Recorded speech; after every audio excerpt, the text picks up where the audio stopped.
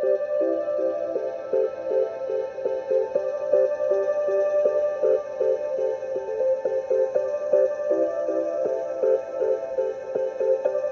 everyone, Ariel Adams here from aBlogtoWatch at microLUX Chicago with Justin Kraudel of Monta Watches. Justin, thank you so much for chatting with me today. Thanks for having me. So, Monta is an American homegrown brand with a Swiss-made product. When did you guys start? So the brand was conceived in late 2014, early 2015, and we started delivering our first watches in January of 2017. So pre-order was in 2016, leading up to January of 2017. And I think a very important question that people want to know, especially with newer brands, is why did you start? In this world today, as we know, I think it's important that a lot of historical brands, like we used to make it for pilots, or we used to make it for doctors or soldiers. These days, that's all pretty well settled. Sure. Why did you start the brand? So first of all, two parts answer to that question. Number one, all the credit goes to my business partners, Michael DeMartini and David Barnes. They started a little strap business you may have heard of called Everest. And in the process of doing that, they saw that there was an opportunity in the market to do a watch brand that paid tribute to the traditional 50s and 60s style tool watches, and then couple that with attention to detail, really high quality, and going direct to the consumer. The second part of that question is what I like to tell people: this was not businessmen who saw an opportunity in an industry. This was passionate watch people who wanted to do what they love for a living. And I think our greatest success story is staying true to that, is that when we come out with a watch, we A, listen to our customer base, and B, we make a watch that we as watch guys want to see. When you go into a very established market that has a lot of icons and a lot of expectations, but you also want to distinguish yourself, what's that process like? How do you make something different enough, but also feels like it belongs in the same classroom as everyone else? I think it's just listening. To answer your question in one word, and to elaborate on that, it's coming to events like microLUX, and it's doing red bar events. It's being active on Instagram and Facebook, and answering the phone when customers call the office. You know, we have a phone number on our website. A lot of people are, I think, maybe surprised when they hear me on the other end of the phone, but it's just listening and saying, for example, the watch you're holding, the Atlas, that was a result of customers saying they love the Triumph, but they wanted to see it without numbers on the dial. They wanted to see us do a dress watch, and GMTs are really hot right now. So take all that, meld it together, and give the people what they want. I actually want to hear more about what people want. Tell me more about what the customers have been saying. So what I'm hearing from our customers and hopefully our potential customers is smaller is better. I think, and maybe you would agree with me, that the industry is seeing smaller watches. Maybe it's a throwback, but people are wanting something that's a little bit simpler and smaller for everyday wear. And the other thing that I think bodes well for this watch is that dial color. We've seen a lot of, obviously black is always going to be great, but blue and green has been really popular the last couple of years, and I think this opal and silver, it's been the #1 seller in the pre-order, and everyone who gets to see it is really a big fan. Opal, that's the color you call it. Mm-hmm. Yeah, I wouldn't know exactly what to refer that. It's not white, but it looks white. It looks silver. So opal and silver, and that's not our term. That's our dial manufacturer telling us what it is. Let's get practical for a minute. When people say they want smaller watches, as a product person, how do you decode that statement? What are they really asking for? Good question. I think the answer to that is looking at what has really worked well in history, whether it's the 36 millimeter Explorer or some vintage Omegas, or any watch that you want to put in that category, and maybe a little bit of what's old is new again, maybe some of that romanticism with vintage, but yet still modern components and modern quality. I'm going to ask you a complicated marketing question. Okay. Monta watches are of a high quality. Mm-hmm. I can see it, I can touch it, I know that. Thank you. From a marketing standpoint, because you say you talk a lot, you go to these events and things like that, yes, there's going to be people that see it and know it like me and know it like you. Yeah. But for everyone else, what's the strategy of saying, this is our price point, this is our quality, we think that this is a good merger of the two?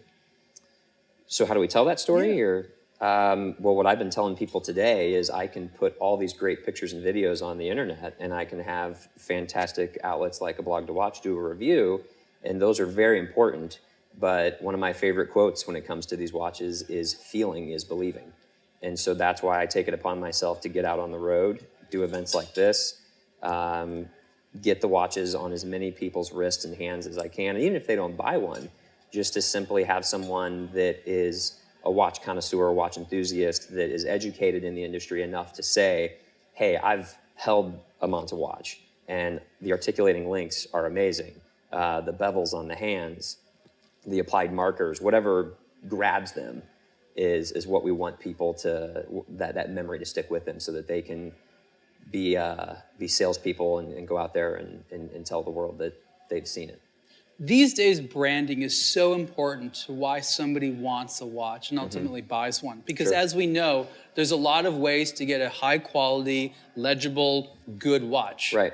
What have you learned about your brand and customers that lead to some possible best practices about how a brand should communicate, behave, or maybe not communicate or behave to customers today? Definitely communicate. One of my biggest focuses is where I sit as an owner of the brand is cultivating that connectivity to the brand.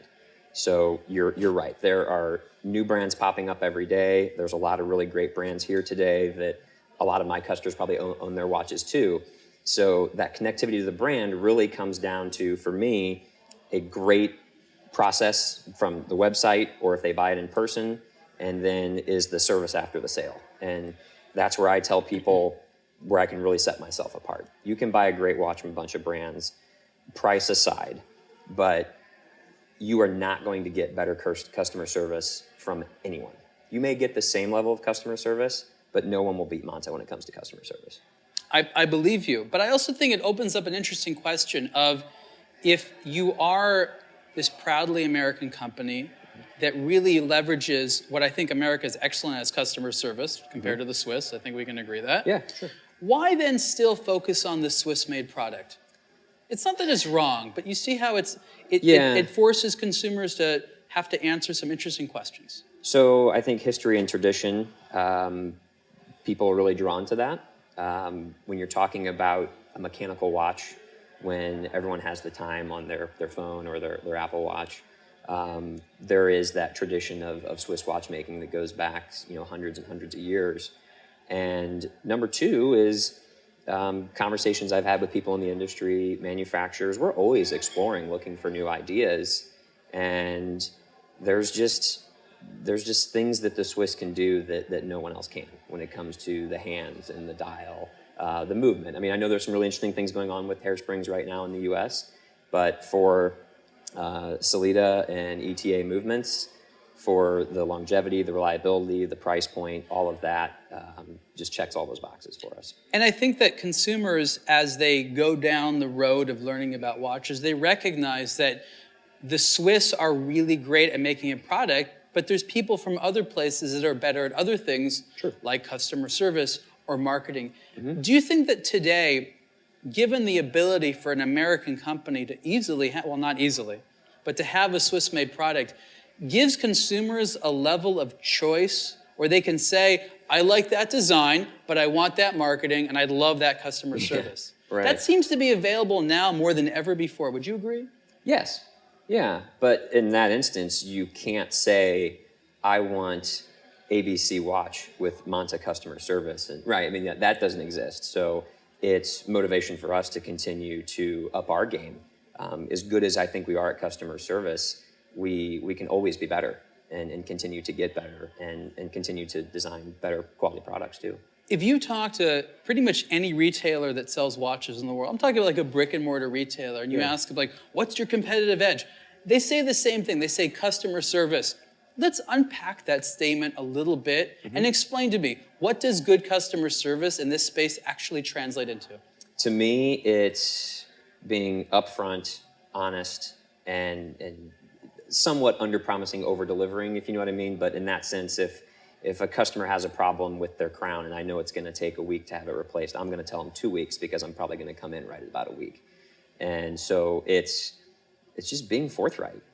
It's really easy. Customer service is a very easy thing to do. I think the biggest challenge is organization. I'm a fairly organized person. I also have an amazing staff person who's probably even better organized than I am. So that allows me to focus on sales while she handles the customer service aspect. But ultimately, it's just do it and do it right and take care of your customer. And I think a lot of people, they I don't know if they get lazy or they get sidetracked, but not to go on to another tangent here, but the thing for me is in my previous career, I was in finance and a lot of things were out of my control. I have full control over this. If it comes down to replacing the customer's watch, which I've done before, that's what I'm going to do. And that may hurt my bottom line, but it's the right thing to do. And I sleep really good at night knowing that I'm doing the right thing. And I second what you just said, and I'll add a statement to it that I found to be very true. And that is, especially in America, if you make the customer feel like you're speaking to them, that you care about them, and ideally that they are special, right. It doesn't even matter what you're selling.